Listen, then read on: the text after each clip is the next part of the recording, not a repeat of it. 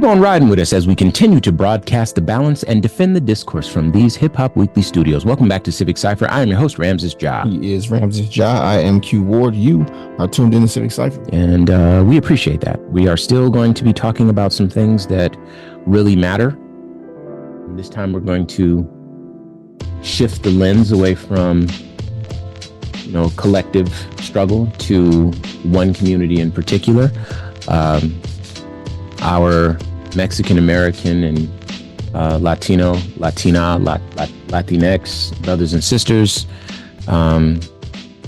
It's been a tough time. Around political season typically is, because everybody has a new thing to be afraid of, which is the border.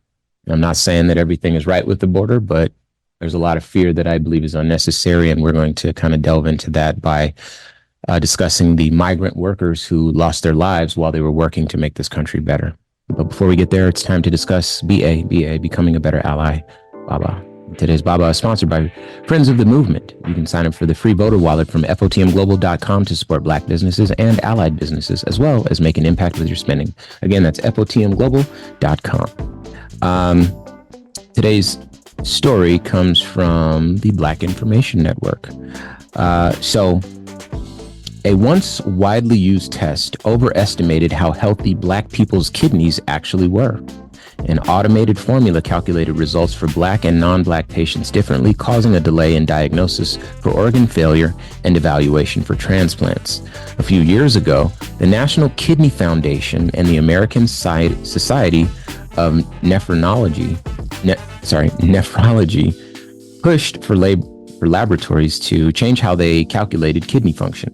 The U.S. Organ Transplant Network followed suit by ordering hospitals to use only race-neutral tests when adding patients to kidney waiting lists. In an attempt at restorative justice, the Transplant Network gave hospitals a year to find which Black patients could have qualified for a new kidney sooner and adjust their wait time to make up for it. Roughly 14,300 Black patients were moved up the list between January and March of 2023.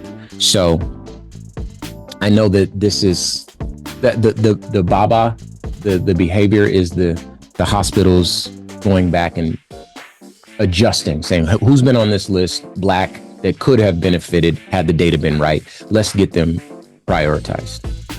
But this also kind of shows the harm in how the medical industry fails Black people using bogus data, trying to say that we're superhumans or inhuman, all kind of stuff. And it's based on experiments during slavery that, again, are just bogus. So shout out to all these people making it right. All right.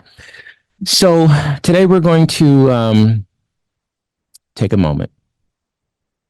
And if we can, I know that last week you shared a story about Grayson, and there are a lot of people that were very interested in that. A lot of people wrote in and sent emails and hit us on the social media and all that sort of stuff. But if we have some time, I'd like to give our listeners an update. But before we get there, we're going to discuss the people who lost their lives in Baltimore. Okay, so I'm going to go through this. Dorlean Roniel Castillo Cabrera, 26, of Dundalk, lost his life in the Key Bridge collapse. Originally from Guatemala, a friend described Castillo Cabrera as a giving person who was quick to offer rides and other assistance to fellow members of the Latino community. Okay, so originally from Guatemala. Miguel Luna, age 49, was from the town of California in El Salvador. He immigrated to the United States about 19 years ago, according to CASA, a nonprofit supporting immigrants, of which Luna was a member. Alex Alejandro Hernandez Fuentes was age 35, and he was the foreman of the crew working on the bridge that night. Former co-workers described him as a fireball who took his job seriously and climbed the ranks at Bronner Builders, going from a laborer to driving a company truck. Hernandez was a devout Christian who often encouraged his co-workers to turn on religious radio stations as they drove from job to job. Hernandez, who was born in Mexico and lived in Essex, left behind a wife and 4 children. Maynor Yasir Suazo Sandoval, age 38, grew up in Azacopa, Honduras. He immigrated to the United States more than 17 years ago and often sent money back to his hometown, even sponsoring a soccer league. He had a wife and 2 children and lived in Owings Mills. Jose Minor Lopez was in his 30s, is described as a loving family man and an attentive father. He immigrated to the United States 19 years ago from Guatemala in order to create better opportunities for his family. He had 4 children, including a young daughter. His uncle Wilmer Raul Ortellana said, and other people have identified him as one of the victims on the bridge. The Mexican embassy told The Sun that 3 Mexican men, Carlos Hernandez, Alejandro Hernandez, and Julio, were related to one another. So it's important for us to say the names of these gentlemen.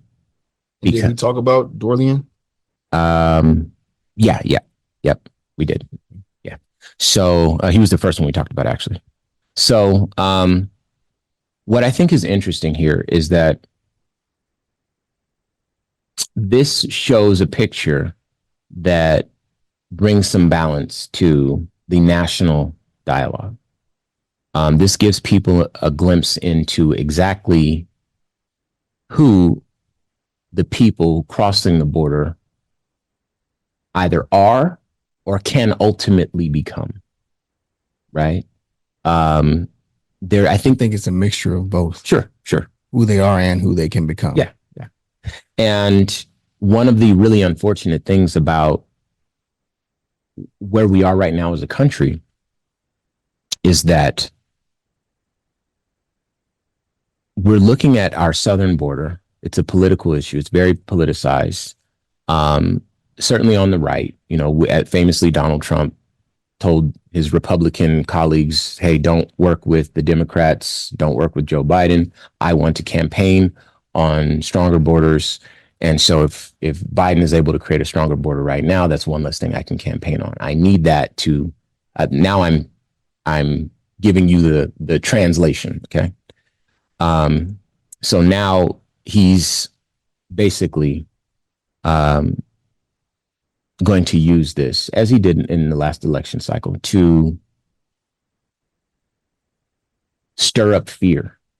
Stir up is the perfect word. It's exactly what came to my mind. Yeah.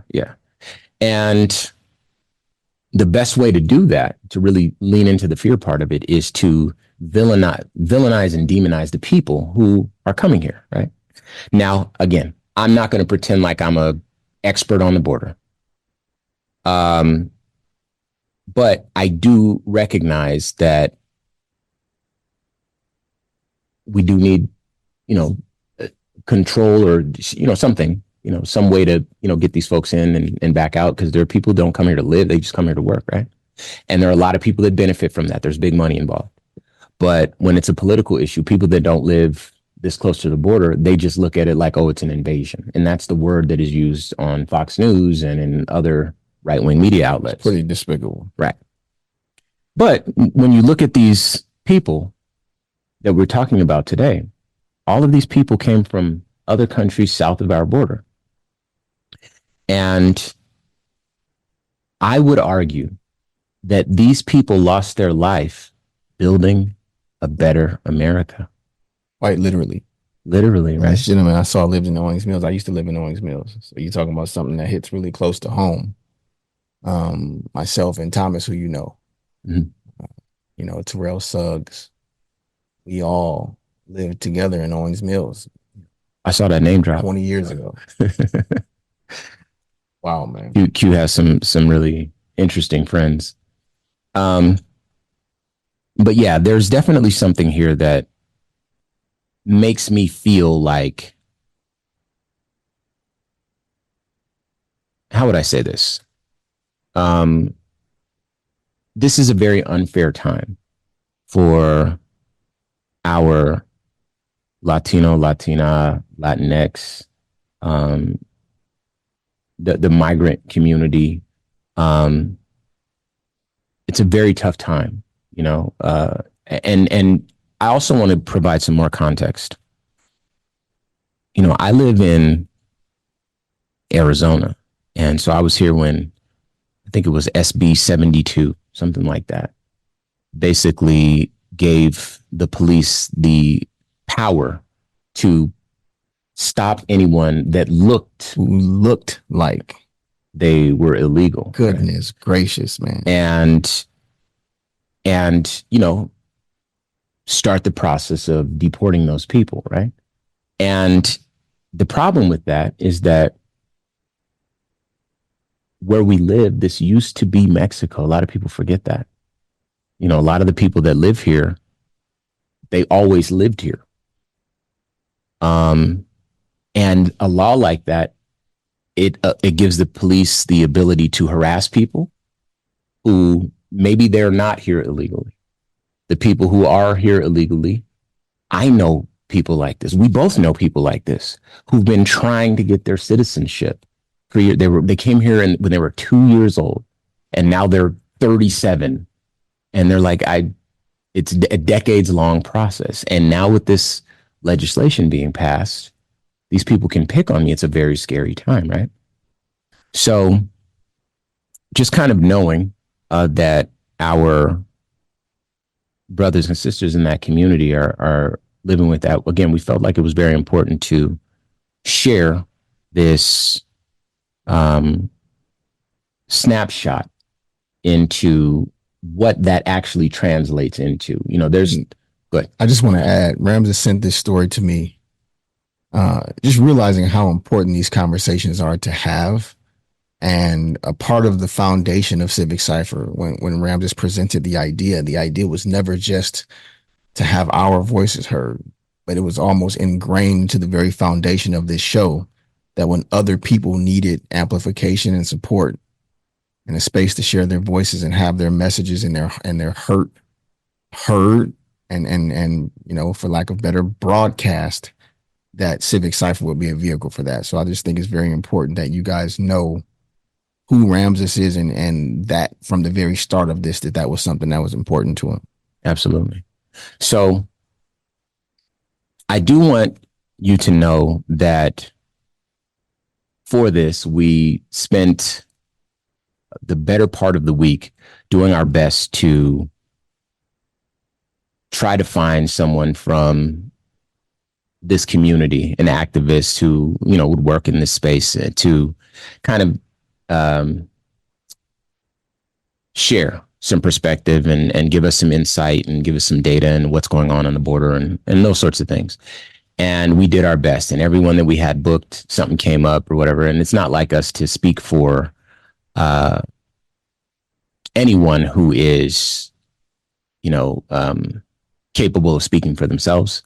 However, it just didn't come together. And we felt like because this moment was right now, it was really important to explain how this might feel in that community. And again, when you know the stories, the real stories, when you know, hey, look, my uncle or my cousin or my, these family friends of mine or these people that I know, they're hardworking, good people. They come across, they work in fields. It's not like these people are coming over here and, whatever it is that people say. Most of the people that are coming here for economic opportunities are not coming over here to start trouble, unlike what the president said, where Mexico's sending their worst, some bad dudes, criminals and rapists. Mexico isn't sending people. It's not like they're letting people out of jail and shipping them up to the border. That's not real, based on the stories of the real people that live this close to Mexico.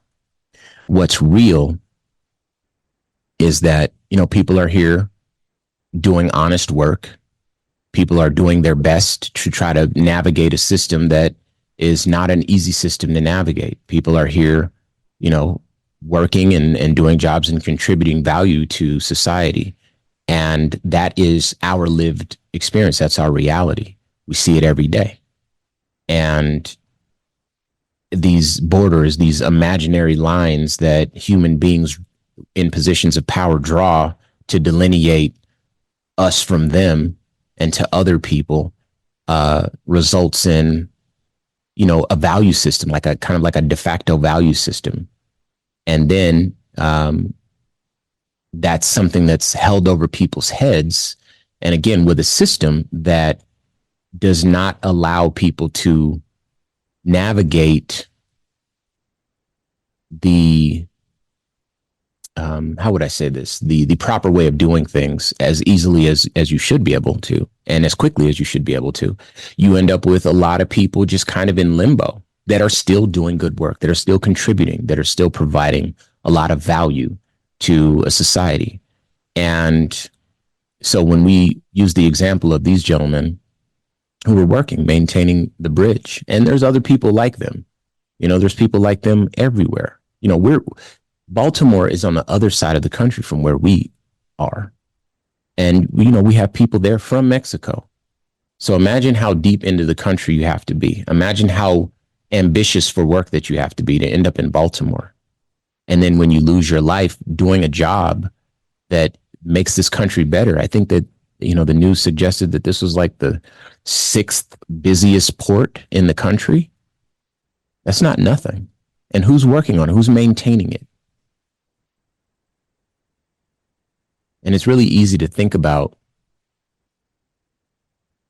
things like this that take place behind the scenes, and, or to not think about it. You get up, you jump in your car, go to work. At the end of the week, you go on a vacation, you whatever. And you pay a little thought to who's taking care of these bridges? Why are these roads so smooth? Or why aren't these roads smoother? Or whatever, you know what I mean? Unless it becomes a problem, you're not really focused on that. But a lot of the nice things that we take for granted, the things that kind of play in the background, there are actual people doing that. And, there are a lot of people that do it in the front too. Make no mistake. There are a lot of people that do it in the front. And obviously we interact with those folks too. But, I would argue that the real backbone of a society are people just like this. People who get taken for granted, and they work long, hard jobs in some instances. And it's thankless work because, again, it's really easy to be just kind of operating in the shadows. And then in the meanwhile, in front of the cameras and in front of the people and the crowds and the audiences, our politicians are suggesting that people just like this are the reason that the country is not further along. These are the reason that the country is not as safe as people want it to be. And it's just a really hurtful time to live in. And unless you know this, and unless we share this with you, it's almost like we're committing the injustice at that point. And as Q was mentioning, we created this show knowing that we would have to share this show. Some people know my older brother is Raka, Irish Science of the Dilated Peoples. And one of the things that he told us is don't forget about all the people who were out there protesting on your behalf. When you build this show and you have it on 75 radio stations around the country, which is quite an accomplishment, of course,